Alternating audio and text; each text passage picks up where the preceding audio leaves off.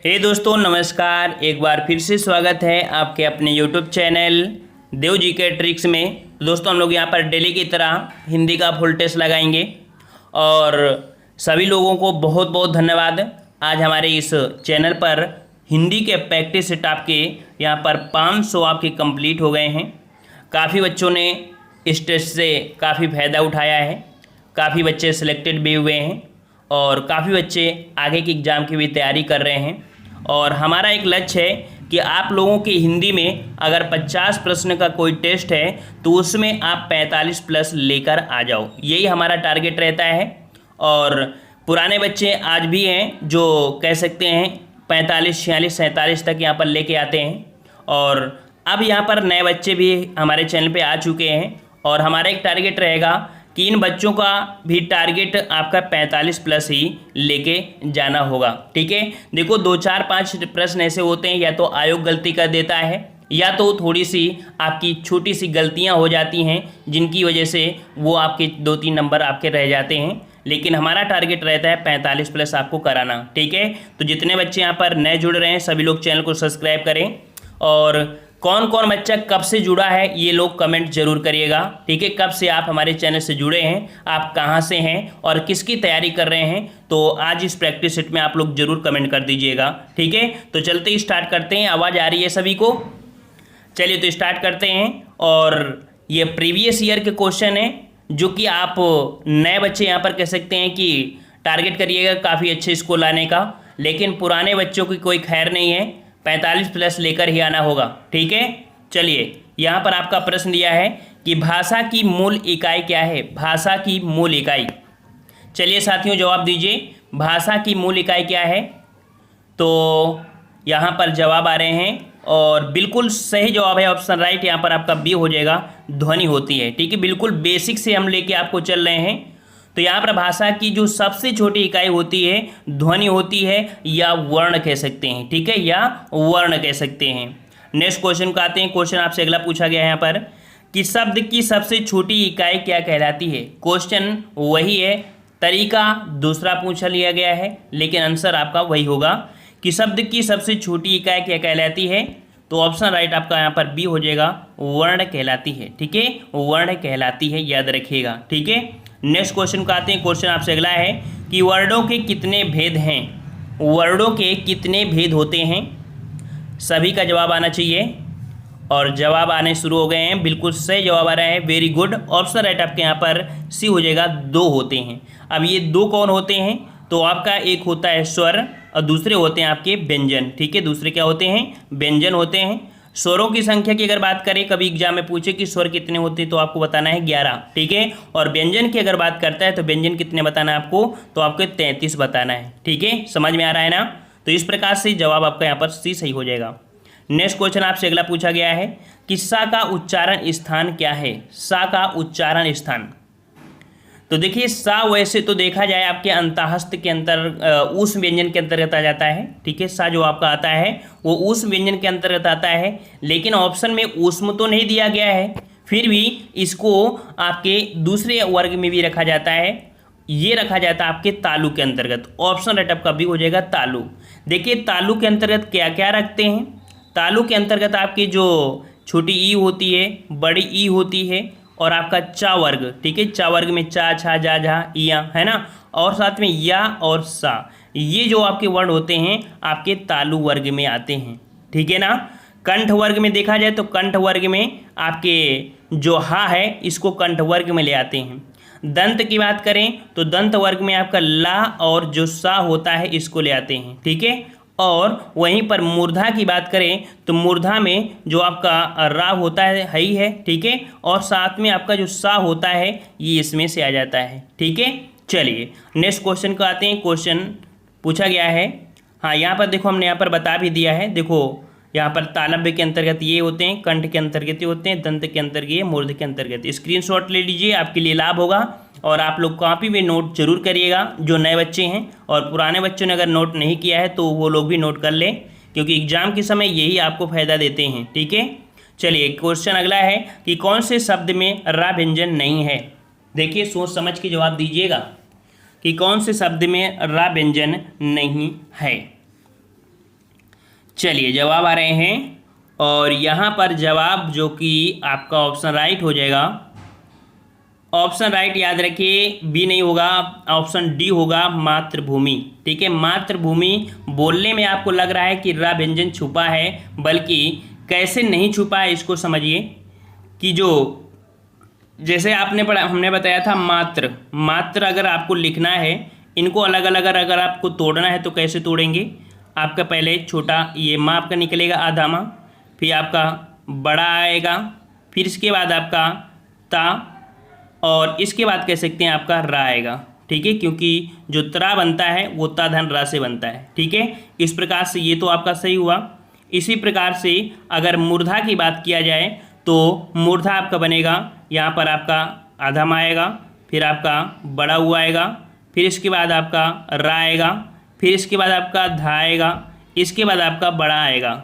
ये इस प्रकार से बनेगा। अगर क्रा में बात करें तो क्रा में भी आप समझ सकते हैं का धन रा धन आ धन मा धन आ से बन जाएगा। लेकिन यहाँ पर बात आती है मातृभूमि की, तो मातृभूमि यहाँ पर कह सकते हैं कि बनेगा आपका माँ, फिर इसके छोटा माँ बनेगा। ठीक है, फिर धन के बाद आपका हो जाएगा बड़ा बनेगा, फिर इसके बाद आपका यहाँ पर ता आएगा, इसके बाद आपका ऋषि आएगा। ठीक है, इसके बाद आपका कह सकते हैं भा आएगा, फिर इसके बाद उ आएगा, मा आएगा, यहाँ पर रा नहीं आ रहा है। ठीक है, इस कारण से जब अलग अलग खंडों में विभक्त करेंगे तो रा आपको नहीं मिलेगा। समझ में आ गया होगा। चलिए नेक्स्ट क्वेश्चन का आते हैं। क्वेश्चन आपसे अगला पूछा गया है कि कौन सा व्यंजन नासिक द्वारा उच्चारित होता है। अर्थात ऐसे व्यंजन को बताना है जिसको बोलने में नाक से आवाज़ आती हो। नाक और मुंह से दोनों से आती है, लेकिन नाक का प्रयोग ज़्यादा हो जाता है, नाक का प्रयोग ज़्यादा हो जाता है। तो ये होते हैं पंचमाक्षर, या कह सकते हैं जो आपके लास्ट के पंचम अक्षर होते हैं आपके, कह सकते हैं कि कौन से, आपका अंगा हो गया, फिर आपका इया हो गया, अड़ा हो गया, है ना, ये पंचमाक्षर में आते हैं। ऑप्शन राइट आपका सी हो जाएगा। नेक्स्ट क्वेश्चन दिया है कि स्वर रहित व्यंजन जब स्वर सहित व्यंजन से मिलता है तब क्या कहलाता है। देखिए, स्वर रहित व्यंजन जब स्वर सहित व्यंजन से मिलता है तब क्या कहलाता है। काफ़ी अच्छा प्रश्न आपका है, घुमा दिया गया है, लेकिन जवाब बिल्कुल यहाँ पर सही आना चाहिए, और बिल्कुल सही जवाब है। वेरी गुड, ऑप्शन राइट आपका फर्स्ट हो जाएगा, संयुक्त अक्षर। संयुक्त अक्षर बोलते हैं, अर्थात कह सकते हैं कि आपने संयुक्त अक्षर की संख्या कितनी पढ़ी है, 4। कौन कौन से, तो एक होता है आपका छा, फिर एक होता है आपका ता, फिर एक होता है आपका कौन सा, एक होता है ज्ञा, फिर एक होता है आपका कौन सा, परिश्रम वाला सरा, है ना। तो यहाँ पर का धन सा होता है, 2 अक्षरों से मिलकर बना होता है। ठीक है, उसी प्रकार त्रा होता है, उसी प्रकार ये भी और ये भी आपके मिलकर बना होता है। समझ में आया ना। तो का धन सा से ये बनता है, ता धन रा से ये बनता है, ज्या और या से ये बनता है, और सा धन रा से ये बनता है। इस प्रकार से 4 आपके होते हैं। ऑप्शन आपका फर्स्ट हो जाएगा। नेक्स्ट क्वेश्चन दिया है कि निम्न में से तालव्य ध्वनि है।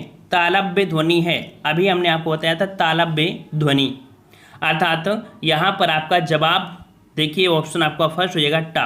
ठीक है ना, जो आपका सॉरी माफ करिएगा, यहाँ पर जो ऑप्शन आपका सी है सा, जो सा है ये आपके किस में आता है, तो आपके तालव्य ध्वनि में आता है। हमने आपको बताया था कि जो चा वर्ग होता है और छोटी बड़ी साथ में या और सा, ये आपको आते हैं इसमें। समझ में आ रहा है ना सभी को। चलिए नेक्स्ट क्वेश्चन दिया गया है कि निम्न में से कौन सा वर्ण अघोष है। कौन सा वर्ण अघोष है। अघोष क्या होता है, तो याद रखिएगा कि अघोष वर्ण क्या होते हैं, जैसे का है, खा है, गा, घा और अंगा। तो इसमें प्रथम और द्वितीय, ठीक है, प्रथम और द्वितीय ये अघोष होते हैं, और तृतीय चतुर्थ पंचम वर्ण जो होते हैं ये आपके सघोष में आते हैं।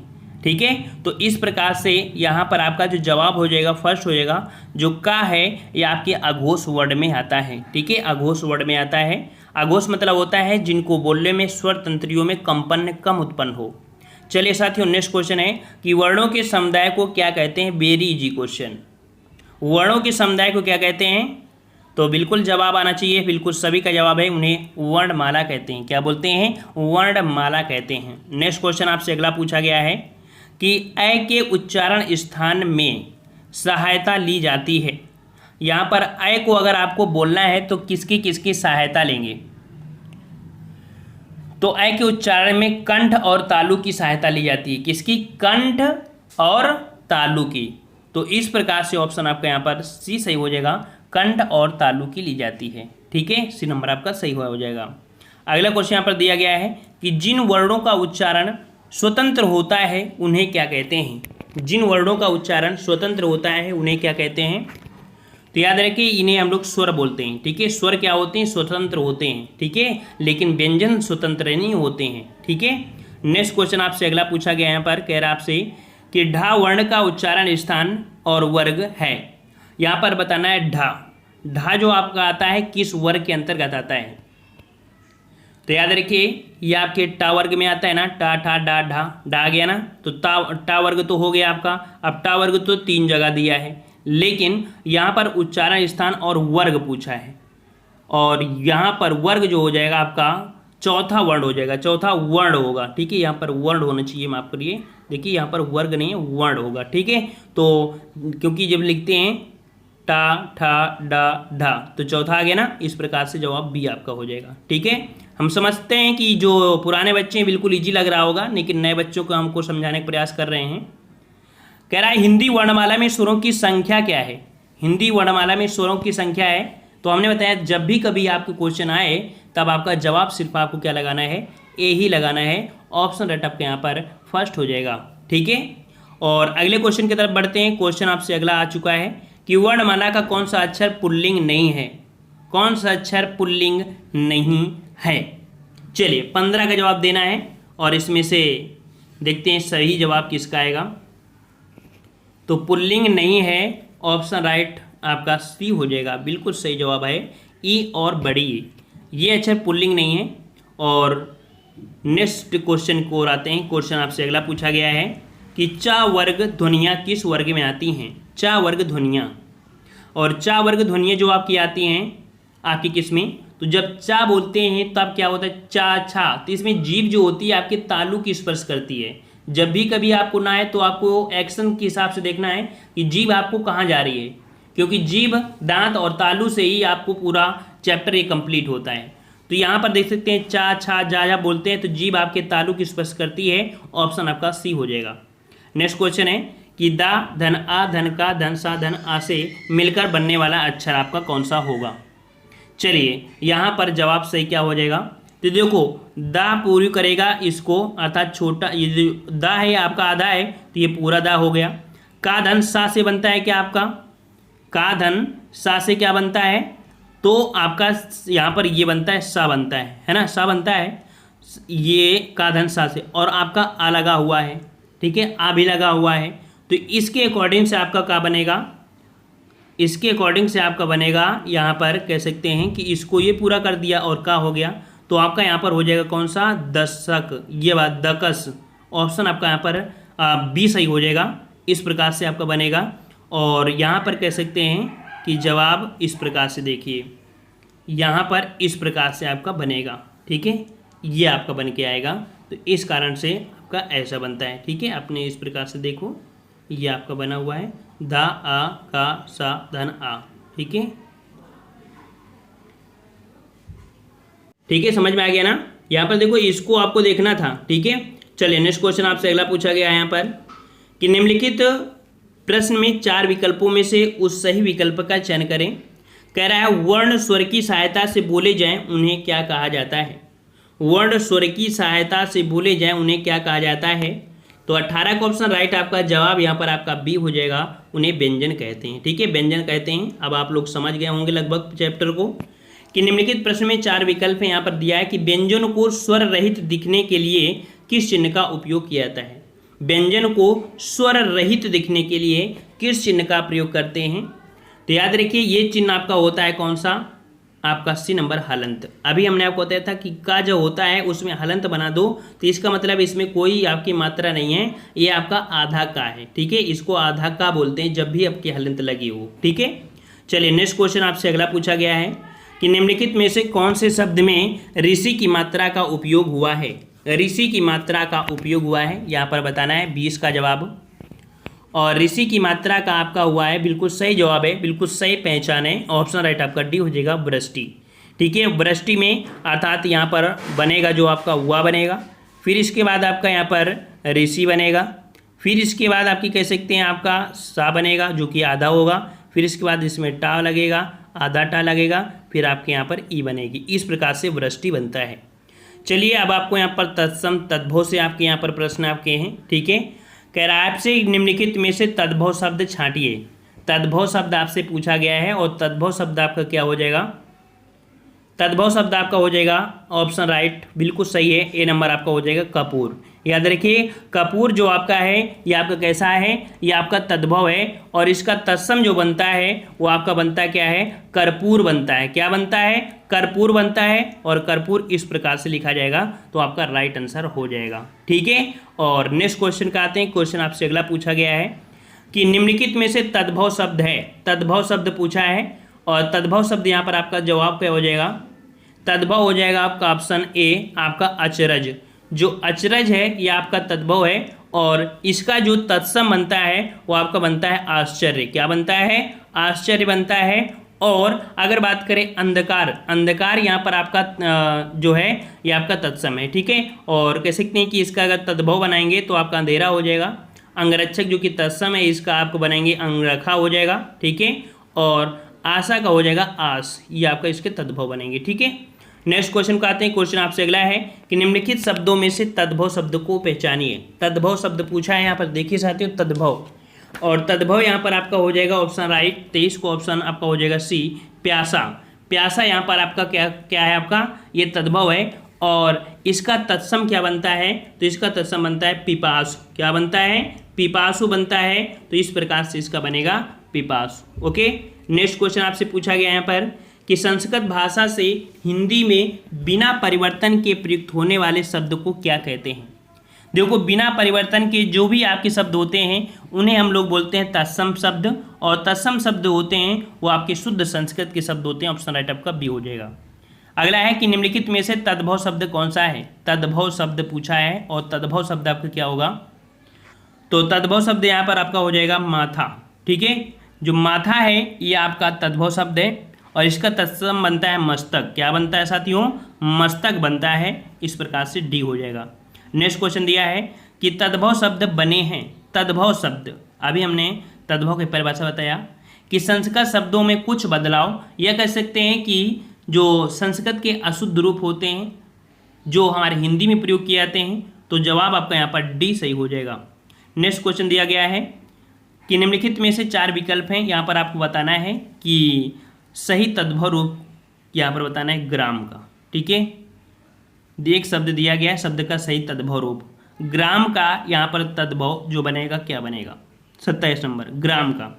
तो ग्राम का जो तद्भव रूप बनेगा वो गांव बनेगा। क्या बनेगा, गांव बनेगा। ऑप्शन राइट आपका बी सही हो जाएगा। नेक्स्ट क्वेश्चन आपसे अगला पूछा गया है कि तत्सम शब्द पहचानिए। तत्सम शब्द पहचानना है आपको और तत्सम शब्द यहाँ पर देख सकते हैं जो कि जवाब यहाँ पर आपका है ऑप्शन राइट ए हो जाएगा निद्रा। निद्रा यहाँ पर आपका तत्सम है, इसका बनता है नींद। नींद बनता है क्या, तद्भव बनता है, ठीक है।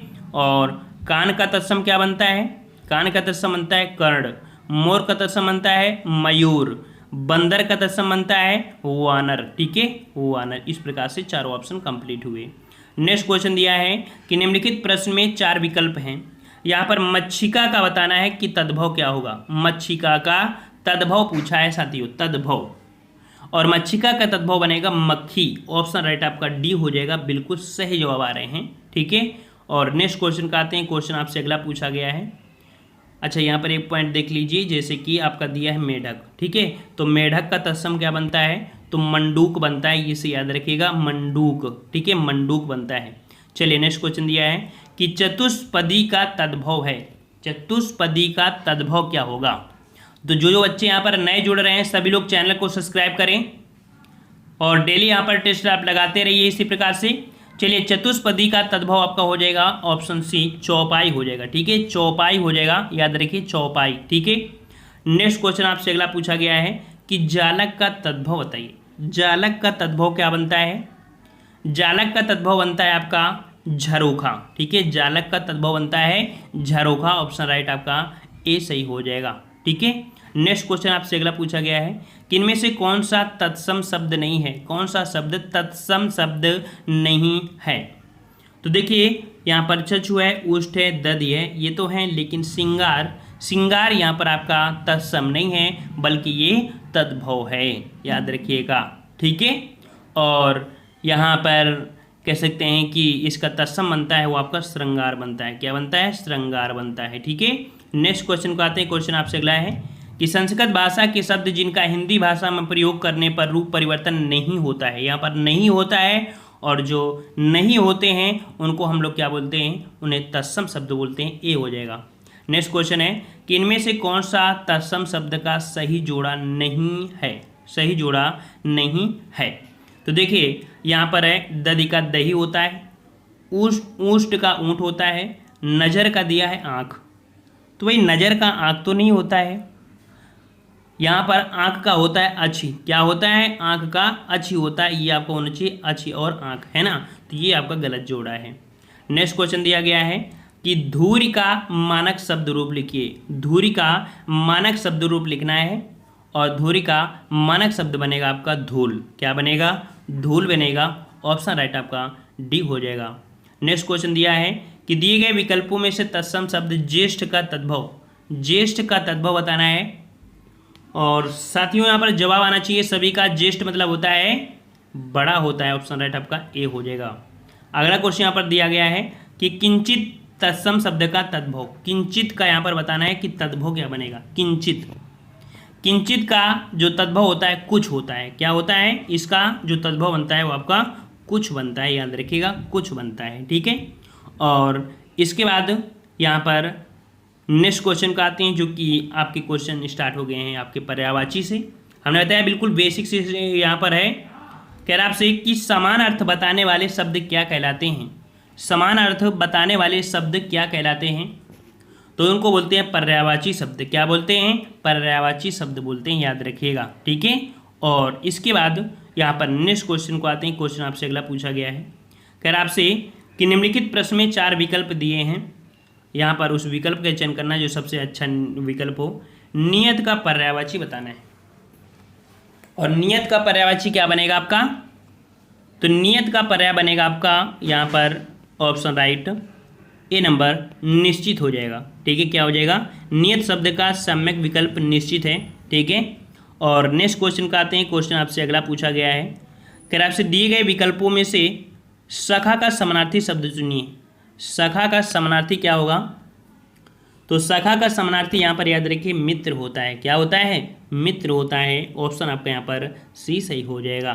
ठीक है, नेक्स्ट क्वेश्चन का आते हैं। क्वेश्चन आपसे अगला पूछा गया है कि निम्नलिखित में से कौन सा शब्द अन्य शब्दों से अलग है? देख लीजिए, ऐसे क्वेश्चन आपको मिलते हैं।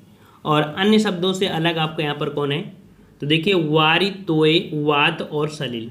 तो वारी, तोय, सलील तो लग रहे हैं एक जैसे, लेकिन वात जो आपका है ये आपका अलग है ना। वात शब्द हवा का पर्याय है, इस कारण से ये आपका गलत है, अर्थात अलग है। अगला क्वेश्चन यहाँ पर दिया है कि निम्नलिखित प्रश्न में 4 विकल्प हैं। यहाँ पर दिया है जो दिए गए शब्द है इसका सही समान अर्थ वाला बताना है। दुविधा का समान अर्थ क्या हो जाएगा? दुविधा। और दुविधा का आपका बनेगा क्या? दुविधा मतलब क्या है? धर्म संकट आ गया ना, संकट हो गया। ऑप्शन ए हो जाएगा धर्म संकट। ठीक है, और अगला क्वेश्चन यहाँ पर दिया गया है कि निम्नलिखित प्रश्न में 4 विकल्प है, उस विकल्प को चयन करना है। समान अर्थ आपको बताना है। पत्थर का समान अर्थ क्या बनेगा? पत्थर का समानार्थी क्या बनेगा? तो पत्थर का समानार्थी शब्द बनेगा आपका ऑप्शन ए पाषाण बनेगा। क्या बनेगा साथियों? पाषाण बनेगा। सर्वाधिक उचित समानार्थी आपका यही है। नेक्स्ट क्वेश्चन का आते हैं। क्वेश्चन आपसे अगला है, यहाँ पर समानार्थी जोड़े का अनुपयुक्त विकल्प बताइए। यहाँ पर बताना है कि कौन सा जो जोड़ा है अनुपयुक्त है, यहाँ पर गलत है। तो देखते हैं यहाँ पर 44 नंबर में कह रहा है उपयोगी उपयोग इष्टकर। काक, सारंग, मयूर। देखिए काक दिया है, काक, काक का समानार्थी यहाँ पर जोड़ा आपका गलत हो गया है ना। काक मतलब काग होता है, इस प्रकार से बी वाला ऑप्शन ये आपका गलत हो जाएगा। ठीक है, तो इस प्रकार से आपका ये गलत हुआ। नेक्स्ट क्वेश्चन का आते हैं। क्वेश्चन आपसे अगला पूछा गया है, कह रहा आपसे तत्सम शब्द का समानार्थी दिए गए विकल्पों में से कौन सा है? तमस, सॉरी माफ करिएगा, तमस शब्द का समानार्थी। तमस का समानार्थी क्या बनता है? अंधकार बनता है। याद रखिए तमस का मतलब क्या होता है? अंधकार होता है। ठीक है, और भी होते हैं तम, तमिसा, ध्वंस, अंधेरा। नेक्स्ट क्वेश्चन दिया गया है यहाँ पर कि इनमें से कौन सा शब्द चतुर का समानार्थी नहीं है? चतुर का समानार्थी नहीं है। तो देखिए हाजिर जवाब, फुर्तीला और तीव्र बुद्धि। लेकिन खुदगर्ज ये कह सकते हैं चतुर का समानार्थी नहीं है। ठीक है, नेक्स्ट क्वेश्चन का आते हैं। क्वेश्चन आपसे अगला पूछा गया है कि देवता शब्द का पर्यायवाची शब्द नहीं है। देवता शब्द का पर्यायवाची शब्द नहीं है। 47 नंबर। चलिए इसका जवाब दीजिए। और यहाँ पर सही जवाब क्या हो जाएगा आपका? देवता का पर्यायवाची शब्द नहीं है और नहीं है 47 का डी सुधाकर। देखिए सुधाकर जो आपका है ये इसका पर्यायवाची आपका नहीं है। ठीक है, और नेक्स्ट क्वेश्चन का आते हैं। क्वेश्चन आपसे अगला पूछा गया है कि पक्षी दाना चुग रहा था। यहाँ पर आपको बताना है कि पक्षी का पर्यायवाची नहीं है। पक्षी का पर्यायवाची कौन सा नहीं है? तो देखिए अंडज, खग, नवचर तो होता है लेकिन पंकज नहीं होता है। पंकज नहीं होता है, पंकज कमल का पर्यायवाची होता है। ठीक है, नेक्स्ट क्वेश्चन दिया गया है यहाँ पर कि पर्याय शब्दों वाला कौन सा समूह सही नहीं है। यहाँ पर बताना है कि समूह जो आपका है सही नहीं है कौन सा। तो यहाँ पर देखिए पाठशाला, विद्यालय, स्कूल तो सही है। नारी, महिला, औरतें भी सही है। पहाड़, पर्वत और पुस्तक देख लीजिए गलत आपको मिल गया। कौन सा? सी नंबर आपका गलत हो गया। ठीक है, ये ऑप्शन गलत है। अगला क्वेश्चन है कि क्षण प्रभा का पर्यायवाची शब्द है। क्षण प्रभा का पर्यायवाची शब्द यहाँ पर आपका क्या हो जाएगा? तो क्षण भर आती है और चली जाती है क्या? बिजली, है ना। ऑप्शन राइट आपका यहाँ पर हो जाएगा कौन सा? बी हो जाएगा। बिजली के पर्यायवाची हैं, जैसे बिजली में और भी होते हैं, चपला, चंचला, दामिनी, सौदामिनी, तड़ित, विद्युत आदि होते हैं इसके पर्यायवाची और पूछे भी जाते हैं एग्जाम में, है ना। तो यहाँ पर देख सकते हैं हमने 50 प्रश्न लिए थे, बिल्कुल बेसिक से समझाया है। बिल्कुल नए बच्चे तो बिल्कुल से उनको समझ में आना चाहिए और पुराने बच्चों के यहाँ पर 48 से 49 नंबर बिल्कुल सही होना चाहिए। कितने सही हुए हैं आप लोग कमेंट करिए। साथ में यहाँ पर आप लोग कहाँ से हैं, किसकी तैयारी कर रहे हैं, नाम क्या है, ओरिजिनल नाम बताइएगा। ठीक है, ताकि हमने बता दिया है कि आपके 500 प्रैक्टिस सेट यहाँ पर आपके हो चुके हैं आपके इस चैनल पे और डेली यहाँ पर आपको टेस्ट कराया जाता है। तो 8:30 बजे डेली आप आ जाया करिए। ठीक है, 8:30 बजे तो यहाँ पर आपको डेली टेस्ट लगाने को मिलेगा और उम्मीद है कि आप लोगों का यहाँ पर हिंदी बिल्कुल बेस्ट होती चली जा रही होगी। और आप किसी भी एग्ज़ाम की तैयारी कर रहे हों, आपको हिंदी यहाँ से आप अगर पढ़ते हैं तो आप किसी भी एग्ज़ाम में बैठ सकते हैं और कहीं के भी एग्ज़ाम में बैठ सकते हैं। यूपी के छोड़ के आप यूपी में, एमपी में, राजस्थान, इंडिया के किसी भी कोने में जाइए। हिंदी अगर 8:30 बजे क्लास आप ज्वाइन करते हैं तो आप कहीं भी जाइए बिना किसी टेंशन के। आप एग्ज़ाम में 45 प्लस करके आना है तो आना है। ये आपकी कह सकते हैं कि मेहनत है और हमारी भी मेहनत है कि हम आपके साथ इतना लगे रहते हैं। तो पसंद आया तो सभी लोग वीडियो लाइक करें, शेयर भी करें और दोस्तों को भी यहाँ पर ज़्यादा से ज़्यादा जोड़ने का प्रयास करें। मिलते हैं नए वीडियो में, तब तक के लिए धन्यवाद। जय हिंद, जय भारत।